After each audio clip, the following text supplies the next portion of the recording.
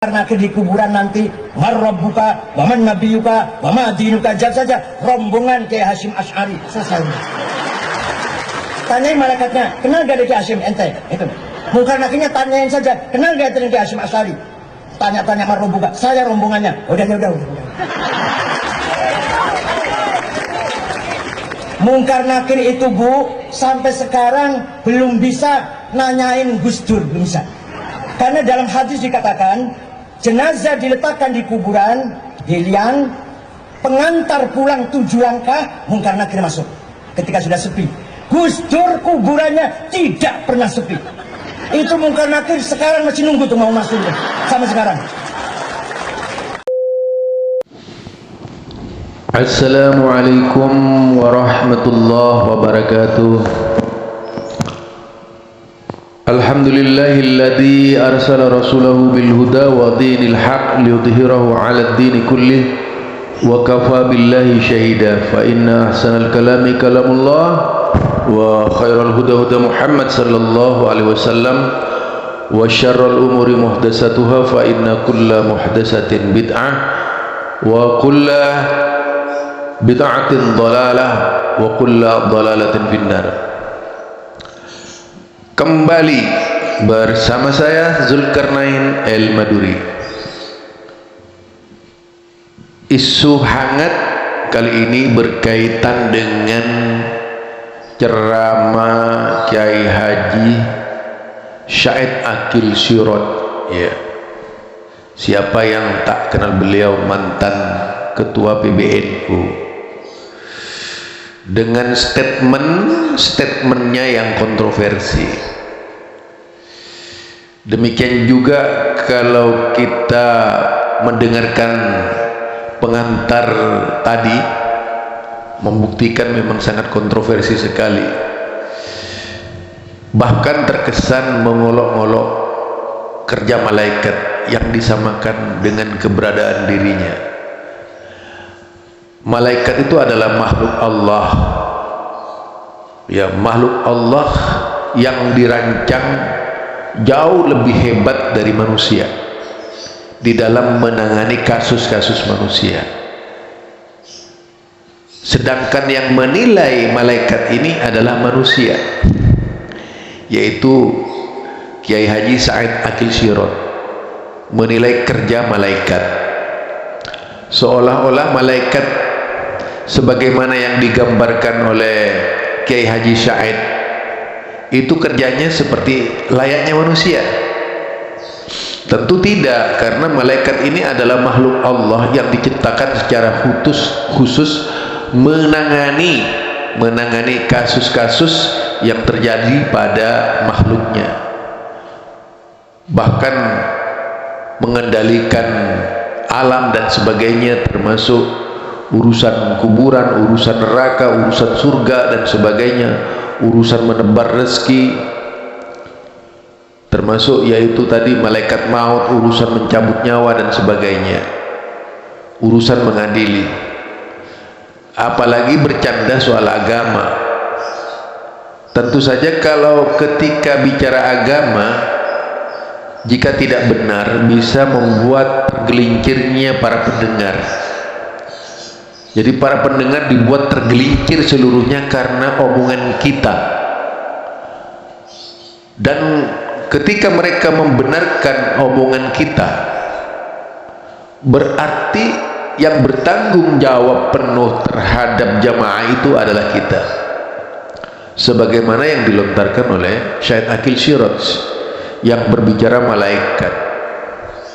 Bagaimana malaikat digambarkan begitu lemahnya di mata Syahid Akil Sirot, seolah-olah tidak akan mampu mengadili tokoh-tokoh yang lahir di NU, yang meninggal dalam mengurus NU gitu. Misalnya seperti yang diberikan contoh tadi adalah yaitu jenazahnya Gus Dur, kemudian juga memberikan statement kepada seluruh jemaahnya, pernyataan Jika nanti ditanya oleh malaikat cukup mengatakan bahwa kami rombongan Kiai Haji Hashim Asy'ari. Padahal jika dilihat di dalam Al-Quran sudah tidak berlaku lagi yang demikian. Kalau dilihat di dalam Al-Quran, setiap orang bertanggung jawab, yaitu bima kasabat rahina, bertanggung jawab dengan apa yang dilakukan. Jadi kullu nafsin bima kasabat rahina, setiap jiwa itu terikat dengan tanggung jawabnya masing-masing. Bukan kelompok-kelompok sudah tidak laku lagi, kelompok kelak di akhirat. Apakah itu Muhammadiyah, apakah itu NU, apakah itu Persis, apakah itu Al-Irsyad, sudah tak laku lagi itu kelak di hadapan Allah. Masing-masing akan dimintai pertanggungjawabannya di hadapan Allah. Tuh, ketika ditanya, engkau juga ya Rasulullah sallallahu alaihi wasallam? Iya, saya juga. Tanggung jawab sebagai seorang nabi itu ditanya kelak oleh Allah Subhanahu wa taala. Apalagi cuma kiai gitu. Nabi saja ditanya oleh Allah Subhanahu wa taala. Jadi kemudian kalau malaikat merasa sungkan dengan orang yang dipuja-puja, itu tidak benar.